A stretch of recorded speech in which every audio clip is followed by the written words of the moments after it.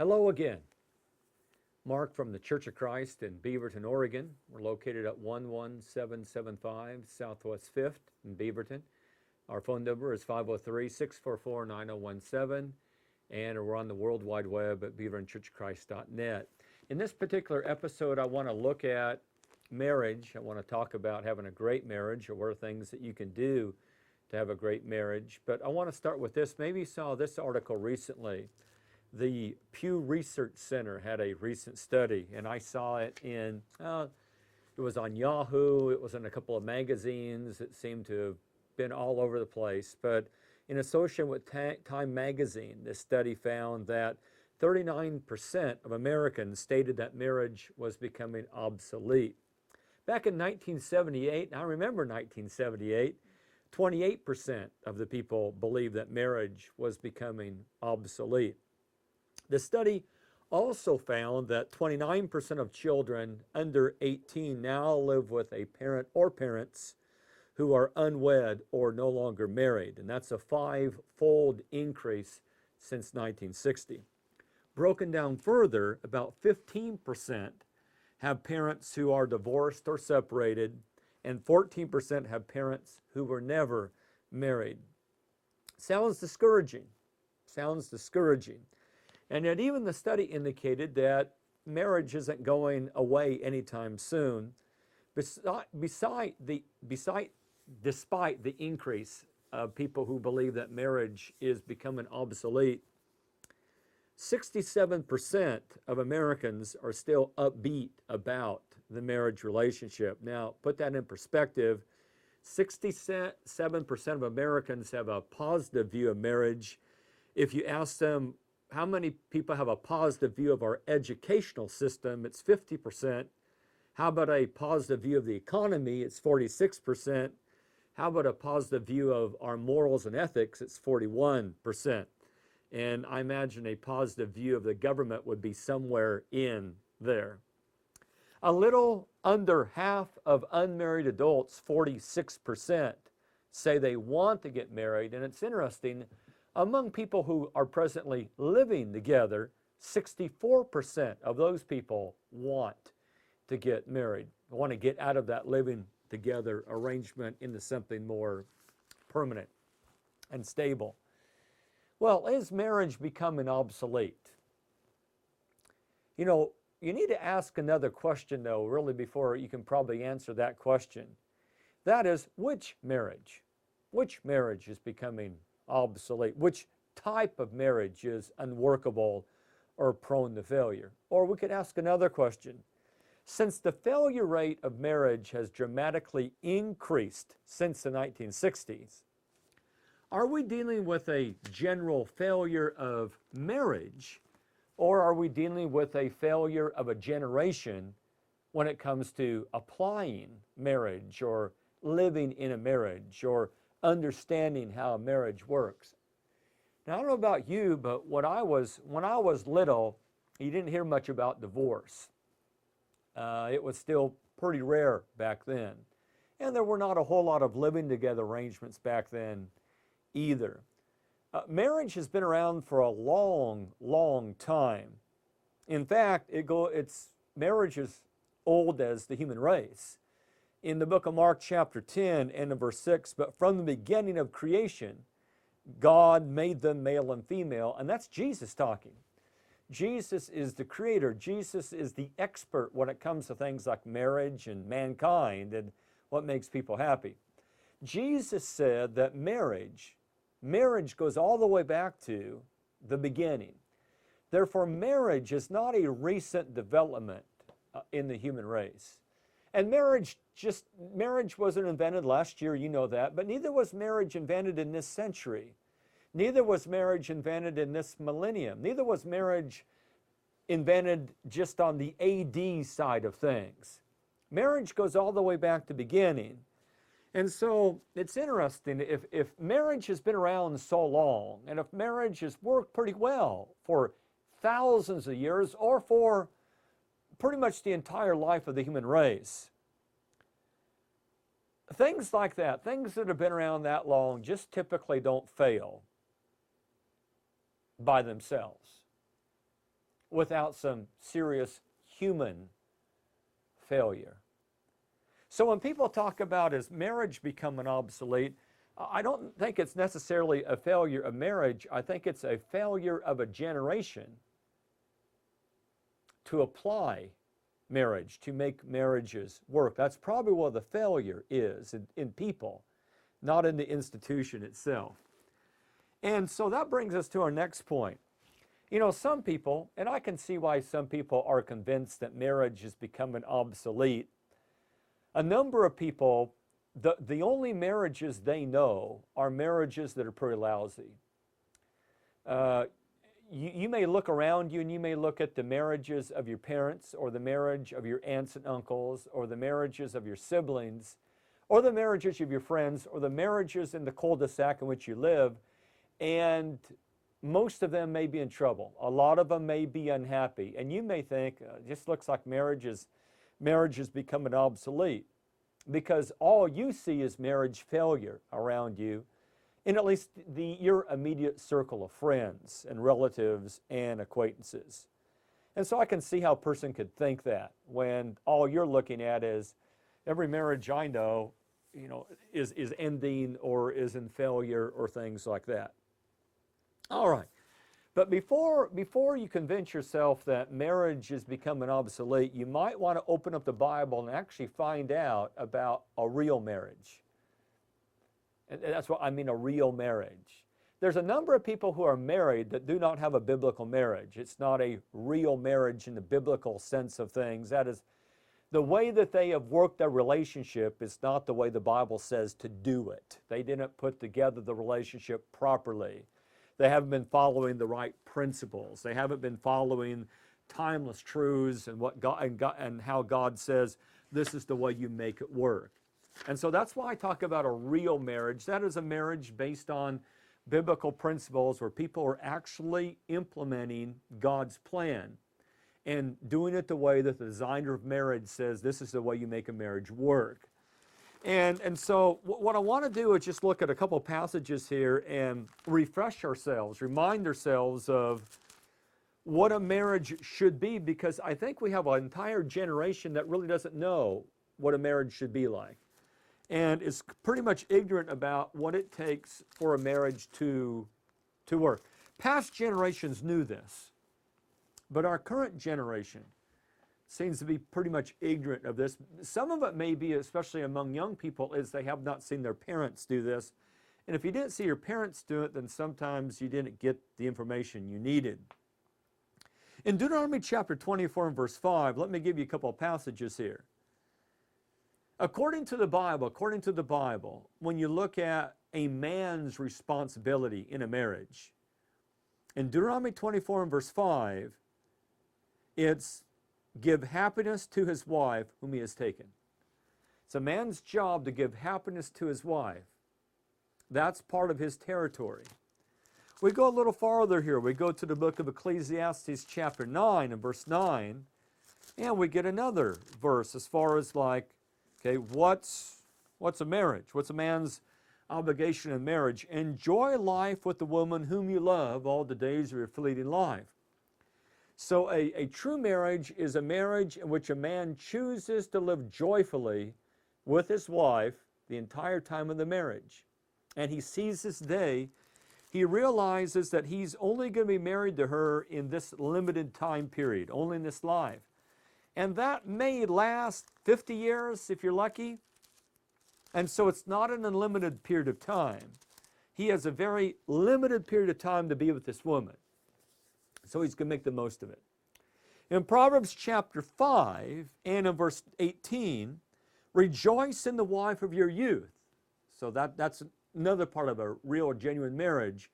No matter how long you're married, you continue to rejoice in the woman that you married when you were young.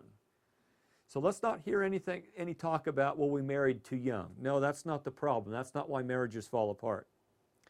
Verse 19, it says, be exhilarated always with her love. That is, it's a man who chooses to be intoxicated with his wife's love, and he enjoys his wife's love. Well, let's go to another passage. In the book of Ephesians chapter 5, let's look at that verse. In Ephesians 5, verse 25. There it says, husbands, love your wives just as Christ also loved the church and gave himself up for her. So a biblical marriage is a marriage in which a husband sacrifices himself, gives of himself for his mate, lays his life on the line for his mate, gives up his time, and really places his mate as a huge priority in his life. He is going to live for her. In chapter 5, verse 29, no one ever hated his own flesh, but nourishes and cherishes it. So a marriage, a Bible marriage, is a marriage in which a husband nourishes and cherishes his wife. All right? Let's go a little farther. In the book of 1 Peter chapter 3 and in verse 7, let's take a look at that passage. There it says, you husbands likewise live with your wives in an understanding way or according to knowledge, as with a weaker vessel, since she is a woman, and grant her honor. Grant her honor. So a Bible marriage is a marriage in which a husband treats his wife with intense value and honors her and appreciates her and does not take her for granted. But before that, it said that you live with her in an understanding way. That is, a Bible marriage is a marriage where a man finds out everything he can about the woman he married, and all of a sudden he's now the expert on that woman, about what she likes and doesn't like, and her preferences and her dreams and her goals and all of that he communicates, that they talk together, that he's an expert on his wife. He knows more about his wife than anybody else, and that's important to him, that he knows the woman that he has married and what would make her happy and what she really values and cherishes and what makes her feel loved above everything else. So he's the expert on the woman he married. Now, if we're going to look at it from the standpoint of the wife in Genesis chapter 2, verse 18, we would find that the woman is created for the man as a helpmeet, and so the wife is to support her husband, to encourage him, to support him, to build him up, to be there behind him, to be cheering for him, to be rooting for him.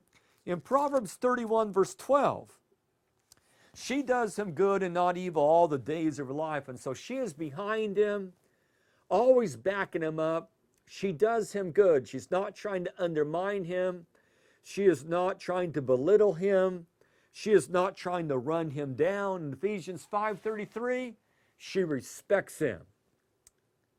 And in Ephesians 5:31, a Bible marriage, a real marriage, is a marriage in which husband and wife are so close together, that they are spoken of as one person or one flesh. That's how close they are. They have virtually become one person or a team, and they're a unit. And they cleave to one another. All right. Now, the reason I bring all of that out is, first of all, you may have not have heard that. You may have been reading a lot of books on marriage or etc., and you haven't read the most important book on marriage.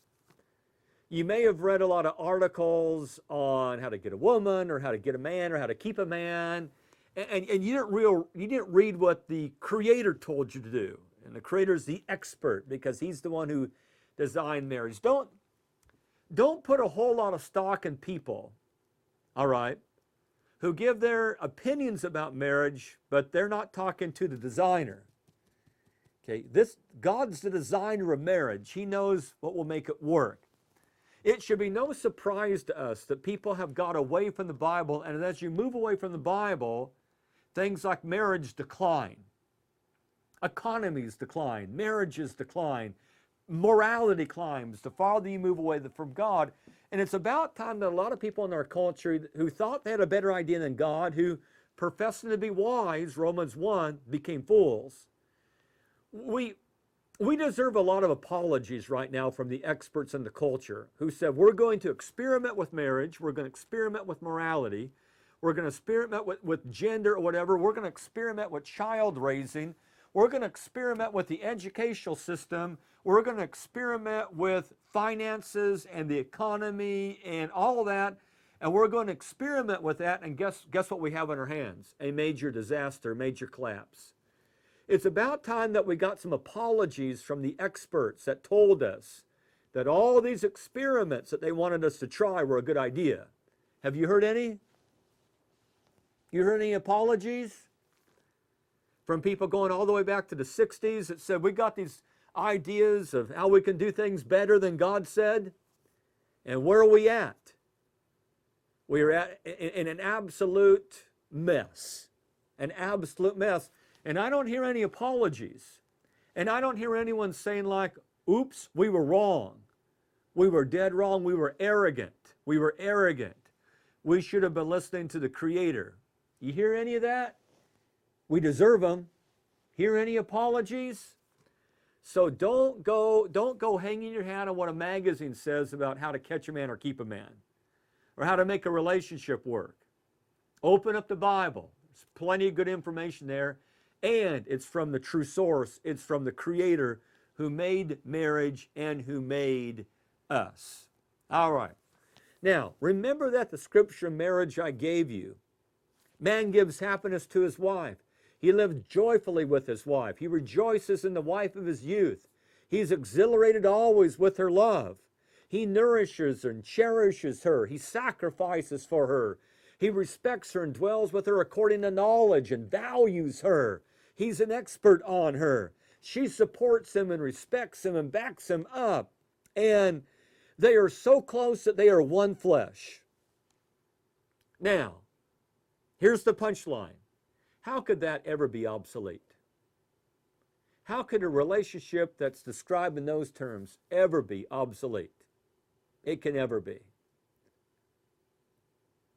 Such a beautiful institution. People need that. People of every generation need that. Especially that marriage is a relationship in which you're genuinely loved. Doesn't everyone need that? And how could a marriage that practices those verses, where a man is actually doing that and a wife is doing that, how could a marriage like that ever fail? It can't. A marriage where a man is cherishing her and nourishing her and valuing her and respecting her and sacrificing for her, and where she's respecting him and supporting him and backing him up and etc. A relationship like that can't fail. It just can't. Marriages like that do not fail. I've never seen one like that fail in my lifetime. How could two people who are sacrificing for each other, reveling in their mutual love, supporting one another, communicating, honoring, nurturing, nourishing each other, ever want out of that relationship? They don't.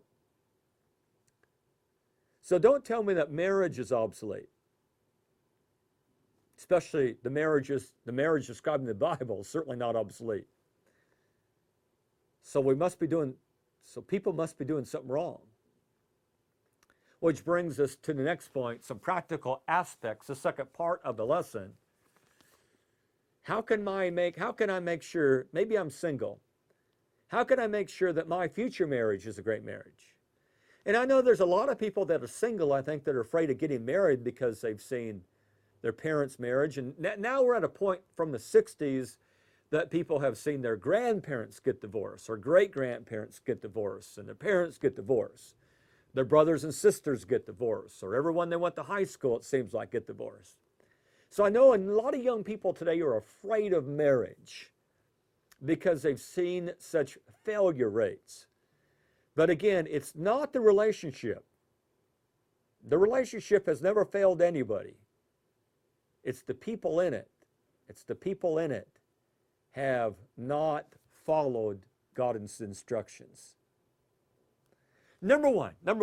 Here's the first rule of a good marriage, great marriage. In order to have a great marriage, you have to divorce yourself first. How about that? That's right, you got to divorce yourself. You got to get rid of self. You can never be happily married if you go into a marriage with, I've got to have me time. Or you got an Xbox obsession. Or you view the responsibilities of marriage as a 50-50 split decision. We're gonna divide everything up 50-50. Not gonna work. That's not gonna work.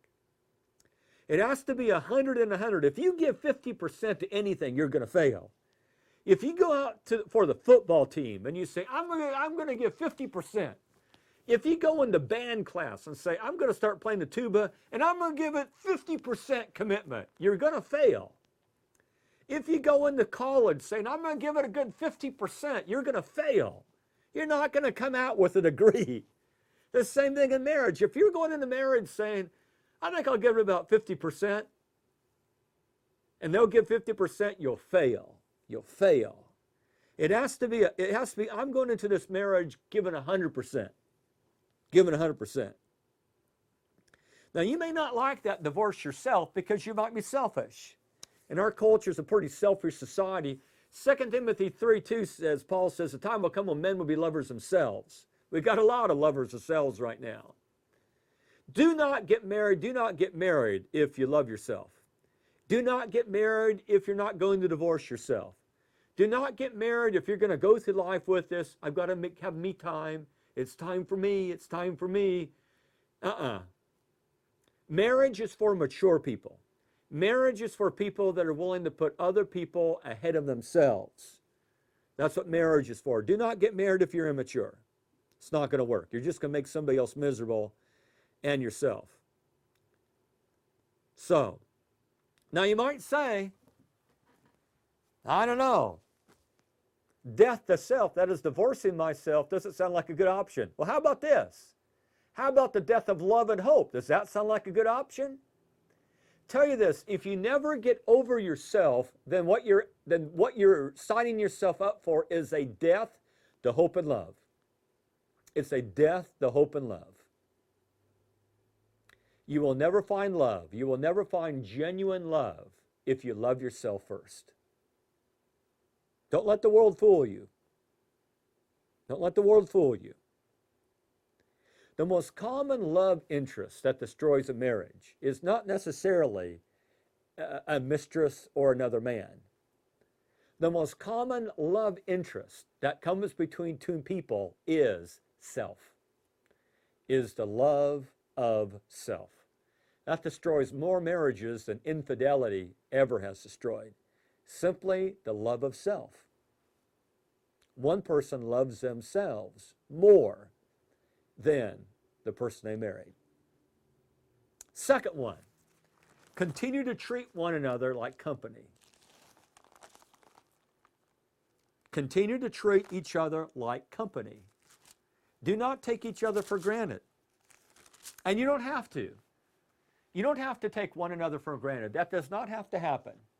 That's a choice you have. 1 Peter chapter 3, verse 7, we read the verse.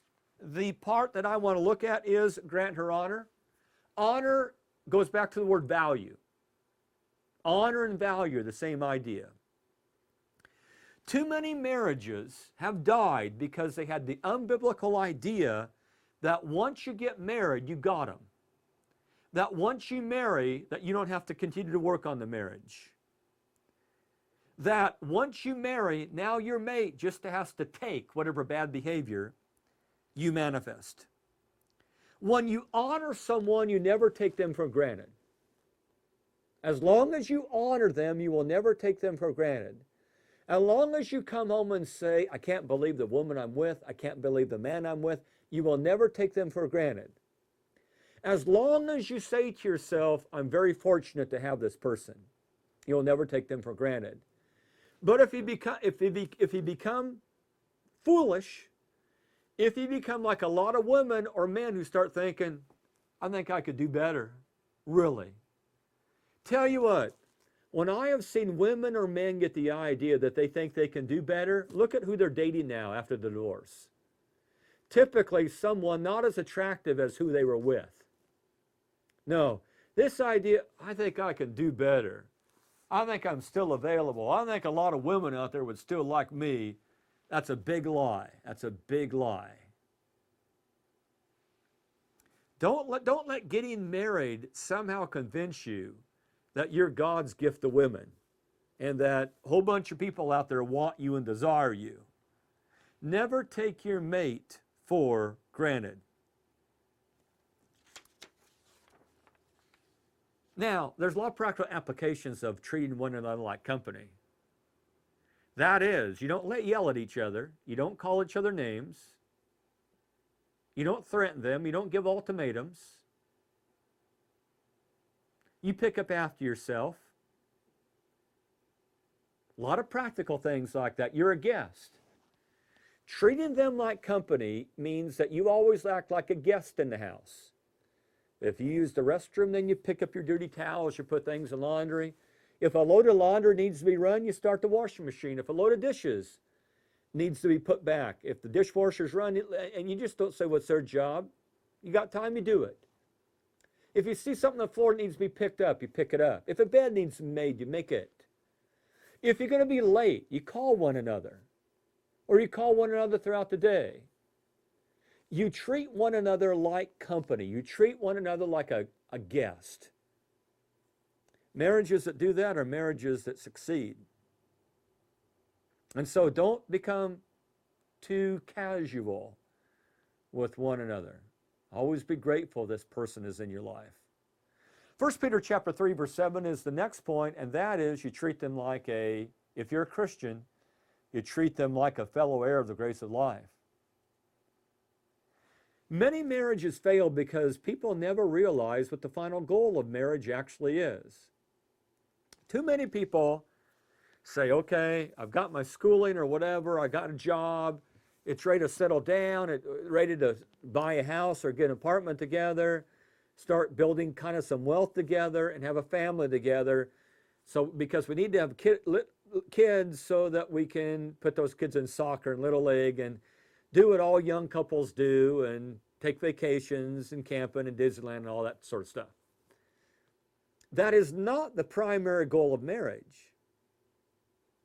The primary goal of marriage is not building wealth together, owning a home together, or working on that home together. The primary goal of marriage is not children or educating them. And the primary goal of marriage is not, I want to have some children so when Thanksgiving shows up, I'll have a whole bunch of people around a table. They're all related to me. That's not the primary purpose of marriage. The primary purpose of marriage, neither is it to have a convenient lover. The primary purpose of marriage is to help each other make it to heaven. If you forget that, then your marriage will probably fail. If you forget that it's your job to help this person make it to heaven, then you will take them for granted. As a Christian, you got to realize, I married another believer. I married someone with a soul. I married someone who has an eternal destiny. I want to make sure they make it there. And I want to make sure I am a help, not a discouragement, and not a hindrance. If you remember that, it's your goal to get them to heaven, and you're going to have to answer to God for everything you said to them, what you did or did not do for them. You're going to have to answer to God for how you treated them. I think that's a powerful incentive to treat them properly. Let's get another one. One of the most difficult circumstances, marital problems to deal with, is not marriage problems with non-Christians. It's marriage problems with Christians. That's the most difficult scenario to deal with. And the reason why? It's because Christians know that the person they married is morally obligated to stay with them. Unbelievers have no such assurance. But if I marry a Christian and I realize that this Christian is aware that they just can't leave and divorce me, but that can work against us because we might presume upon their faithfulness. We might say, I married them, they're a Christian, they know God's rules on divorce, therefore they can't leave me, therefore I can slack off. And that's the danger. The danger is that we take their faithfulness for granted. That, well, at least I know they can't ever leave me. And that means that we become careless and sloppy and don't work diligently on our relationships. So, do not presume upon their faithfulness. Do not have the attitude, well, they have to take it and stay. Okay? More marriages have gone down the tubes among Christians because people presumed upon that since they're a Christian, they're supposed to stay with me, they have to stay with me. You should never want a person having to stay with you. You should want a person to want to stay with you, desire to stay with you. Now, let's get another one. Stop listening to the culture. Romans chapter 12, verse 12 says, do not be conformed to this world. You know, unfortunately, and I like songs, and I like good lyrics, and I like all types of music, but it seems like there should be a rule that you should not be able to write lyrics to a song until you are maybe like 40 or 50 years old. When young people are allowed to write lyrics to a song, to love songs, not all young people, but some, before they really understand what love is, or before they've had to even practice genuine love, or before they've ever really gone through some hardships of life, when people are allowed to write songs too young in life, then they end up writing things like these lyrics. But it's too late, baby, now it's too late. Though we really did try to make it, something inside has died and I can't hide and I just can't fake it. That's what you end up writing when you don't really understand what genuine love is. You see, lyrics like that send the message that love is this unpredictable force out there that just happens to people. That love is a big mystery. And that love can die because of all sorts of mysterious consequences or inscrutable, uncontrollable causes. And sometimes you realize that you really love someone other than the person you're with, and it's not your fault. And that's a horrible message. And I'm glad that's not the message of the Bible. I don't know, maybe you've had to live with that message and said, I'm tired of that. I lived up with in high school. I mean, I met a girl or met a guy, and they said they loved me. They promised, I'll always be with you and we'll always be together. A year later, they broke up with you. And to this day, you're wondering, what happened? What happened to that promise? You said you would always be here. That can kind of make you cynical when that happens to you, or happens to you a couple of times. When you're in a relationship and someone says, I'm always going to be here, and they promise, I'm always going to be here. And then a year later, they said, can't we just be friends? A year later, they found somebody else. Now, that's not love, though. Okay, that was infatuation. That wasn't genuine love. So don't get all bent out of shape of why didn't that work out, because it was not the real deal. It might have been the real deal on your part, but it wasn't the real deal on their part. You can genuinely love someone and they can simply be infatuated with you. All right. The good news, and maybe you're worried, maybe that's one reason you're worried about getting married, I've seen so many people, I've gone to wedding ceremonies when both of the people said beautiful things toward one another. They maybe even wrote their own vows, and they just said these wonderful flowery words, and 5 years later they got a divorce. And you're worried that is love some unpredictable force that is going to come into my life and hit me and then leave just as fast. Either maybe not leave me, but leave the person I'm with, and I'm just going to be just kind of stuck, left holding the bag. No, that's not love. That is not love. It is so liberating to realize that genuine love, you don't fall out of genuine love. And it's not an emotion that you're a slave to.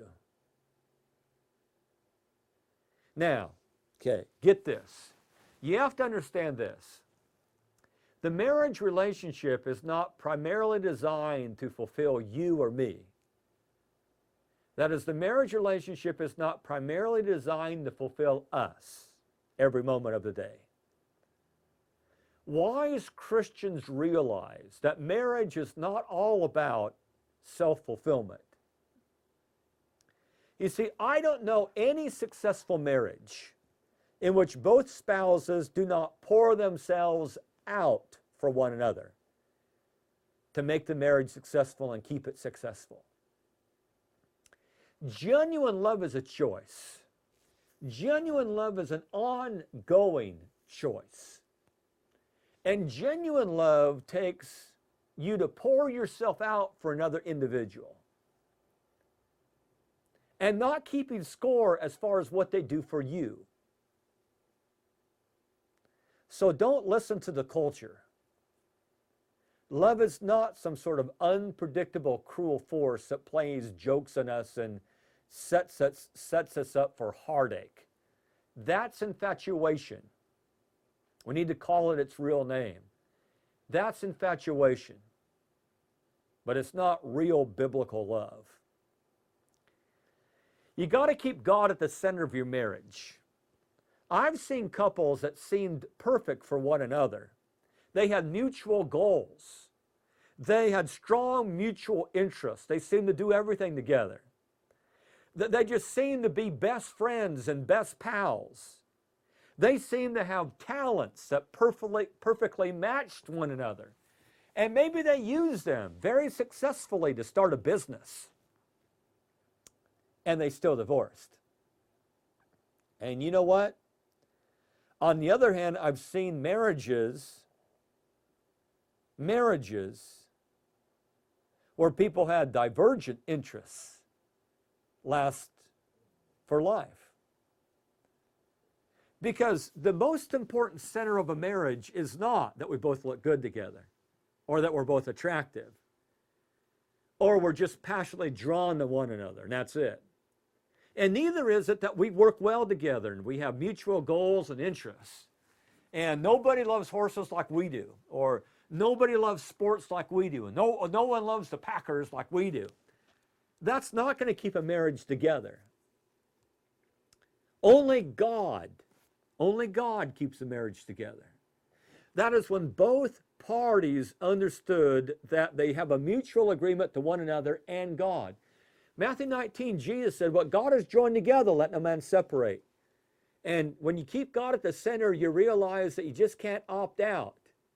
That you did not only make a commitment to one another, and I guess you made a commitment to yourself, to be true to yourself, to be honest, to keep your word, be a man of integrity. You also made a promise to God. You also made a promise to God. When I realize that God is watching me every day and God is going to hold me accountable for how I've treated the woman I married, I'm going to have to answer on the judgment day. That gives me great motivation only to say words and do things and actions and deeds that would stand scrutiny at the judgment day. You know what? If I put God first every day, my marriage will take care of itself. And that's why I could say this. I have seen people work incredibly hard to salvage a marriage, and they went to counseling and they read books, etc., and the marriage failed. I have seen people who have not read as many books and did not go to marriage seminars, but their marriage was great because God was the center of the marriage. Nothing can take the place. You can go to a lot of counseling, but all the counseling in the world, all the marriage seminars in the world, and all the books in the world cannot take the place of the fact that what makes a marriage genuinely works are two faithful believers in the marriage that both realize that they're accountable to God. Nothing can take the place of that. Give you another bit of advice here. Too many couples, when they get into marriage, they focus on the other person, not in the right way. First of all, there's a focus that we're supposed to have on the other person. What can I do for them? But here's the focus a lot of people get. What can they do for me, and why aren't they doing it? That's the wrong focus. They need to change. They need to become what I want them to be, my ideal picture, what I think will make me happy. That will kill a marriage. When both people are waiting for the other person to magically change, if you could just do that, it'd be great. When two people are seeking to outdo themselves in doing things for the other person, a marriage thrives. When two people are constantly thinking about what the other person is not doing for them, marriages die. You grow up. When you grow up, you realize this. Hey, I need to stop focusing on what they need to change, and I need to focus on what I need to change. I need to grow up. I need to mature. I need to grow. I need to become more unselfish. I need to be more of a giver. I need to do all that. Because the person that I have to live with far more frequently than the person I married is me. Is me. And that's the person I will have to live with for eternity. So I need to make sure I change. Do not resent the fact that marriage takes a lot of work. Don't ever resent that. That's why people choose to live together instead of getting married. And that's why some people that are living together are hesitant about, and typically it's one of them is hesitant about not getting married, is because people do realize that a living together relationship and a marriage are two different things. One demands a whole lot more commitment than the other one does. But don't resent that level of commitment, because things worthwhile, big blessings, big rewards, big payoffs, take a lot of work.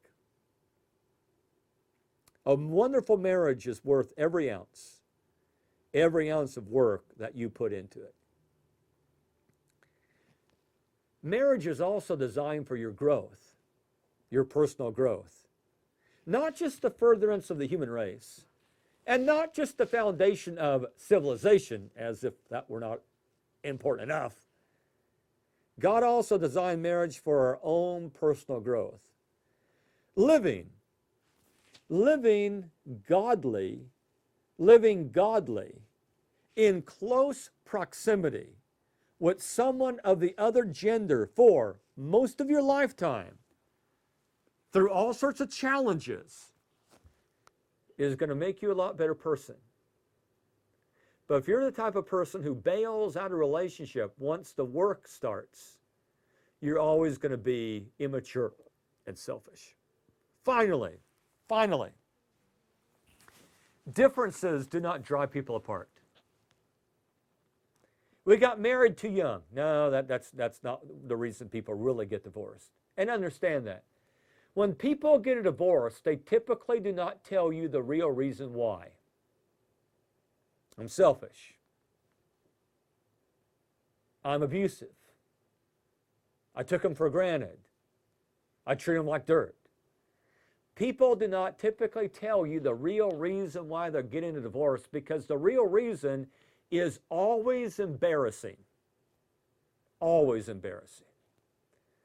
So, the whole idea of incompatible differences, the only differences that drive couples apart, and this would be the only differences, the only real category of incompatible differences is sin. The only wedge that ever can drive people apart is sin. And what I'm talking about is I'm talking about dishonor. I'm talking about calling each other names. I'm talking about anger out of control. I'm talking about demeaning behavior. I'm talking about taking them for granted. I'm talking about sexual infidelity. I'm talking about addiction. I'm talking about drunkenness. I'm talking about drug abuse. I'm talking about physical abuse. Yeah, that will drive people apart. That is the true incompatible difference. And so let's be honest. If a marriage is failing, we need to be honest. What's causing it to fail? Sin. Sin on one or both of the parties. Not some sort of morally neutral difference. Well, I gave you some things to think about. Here we give it to you straight. It's not sugar-coated. Just what the Bible says. You want a better marriage? I'll get together, let's open up scriptures, and we can work on getting you a better marriage. If you're single, say, I want to make sure I have a good marriage. You can do that. You can be doing things now to make sure that you have a good marriage when you marry. If you'd like to get together and study the Bible and find out what to do to become a Christian because you're tired of living the life you're living now and realizing that it is a dead end, and also that the world does not have the answers for man's problems, give me a call. My name is Mark, 644-9017, 503-644-9017. Until next time, we'll see you later.